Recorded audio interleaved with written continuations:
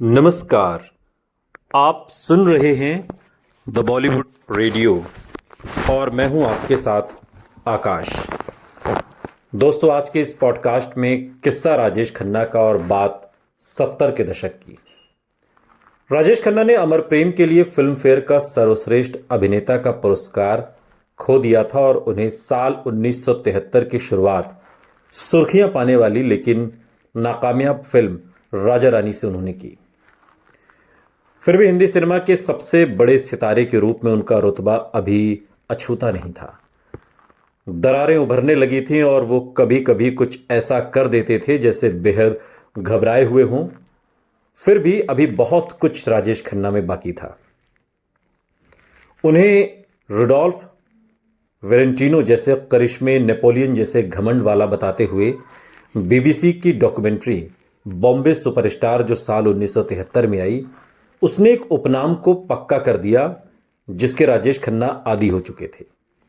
BBC की man alive श्रृंखला का एक हिस्सा बॉम्बे सुपरस्टार सिर्फ हिंदी सिनेमा के लोगों को खींचने वाले सबसे बड़े सितारे राजेश खन्ना की डॉक्यूमेंट्री ही नहीं थी, बल्कि एक ऐसा दस्तावेज था जो ये बताता था कि उस वक्त फिल्म उद्योग कैसे काम करता था।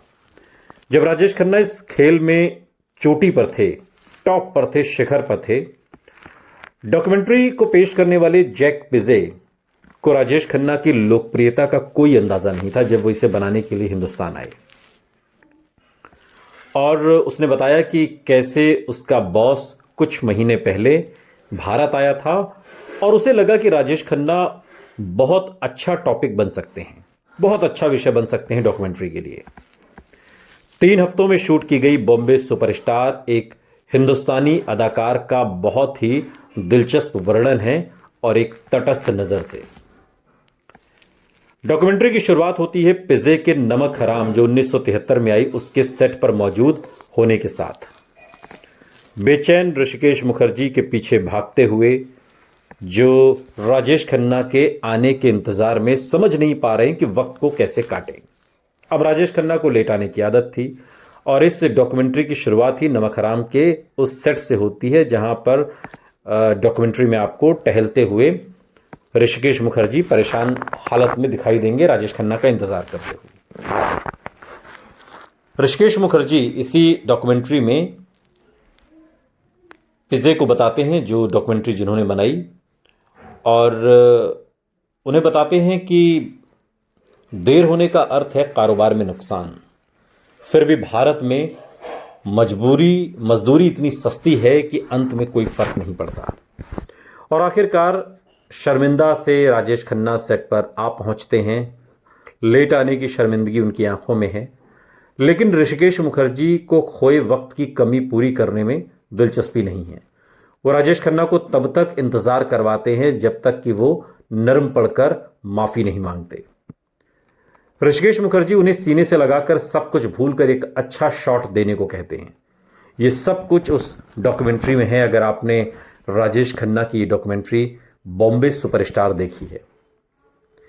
टेलीफोन पर हुई बातचीत में पिज़े ने उन घटनाओं को बाद के दिनों में याद किया जो 40 साल बाद एक इंटरव्यू में उन्होंने बताई।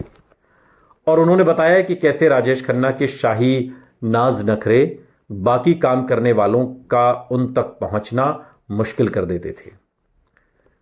जब आप बादशाहों के साथ शूटिंग करते हैं तो दरबारी आपको दौड़ाते रहते हैं, लेकिन राजेश खन्ना के मामले में वो हमें मिलने का वक्त देते हैं, लेकिन जब हम पहुंचते थे तो वो खिसक जाते थे। सालों बाद, तकरीबन 40 साल बाद इस डॉक्यूमेंट्री के बनने के पिज़े ने एक इंटरव्यू में बताया था।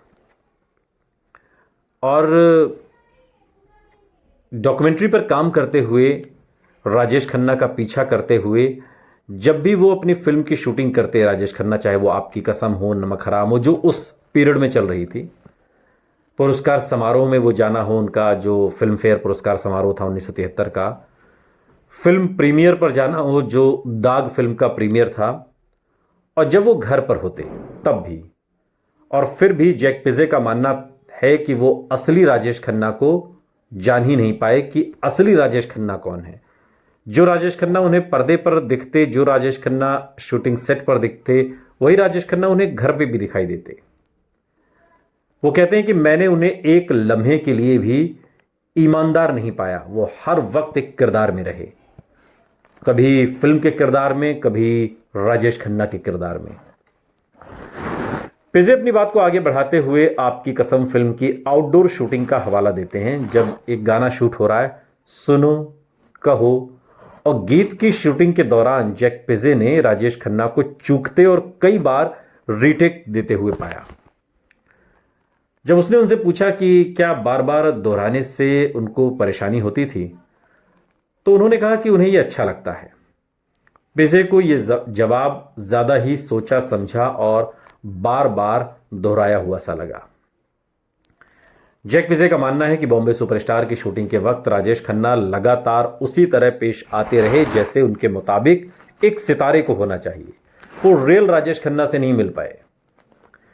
पिज़े इस बात को भी हजम नहीं कर पाए कि राजेश खन्ना ने अपने ही एक कार्यक्रम को लेकर अनजान होने का नाटक किया और उसे महज एक इत्तेफाक कहा, जो फिल्म फेयर के उन्हें अमर प्रेम के लिए तीसरी बार सर्वश्रेष्ठ अभिनेता के पुरस्कार के लिए अनदेखा कर देने के बाद उन्होंने बनाया था। बॉम्बे सुपरस्टार को किसी तरह भी देखा जाए, ये बात ध्यान में रखकर कि उसे एक विदेशी दल ने बनाया है, बिना राजेश खन्ना या हिंदी सिनेमा के बारे में जानकारी होने के बावजूद उसने एक ऐसे आयाम की खोज की जो कम ही दिखाई देता है।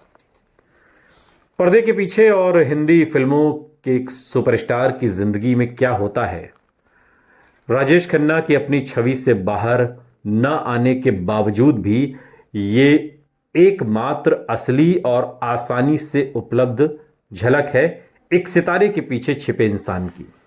इंटरनेट पर 24/7 मीडिया से पहले वाली दुनिया में आपको ले जाने वाला एक बहुत ही महत्वपूर्ण दस्तावेज है बॉम्बे सुपरस्टार।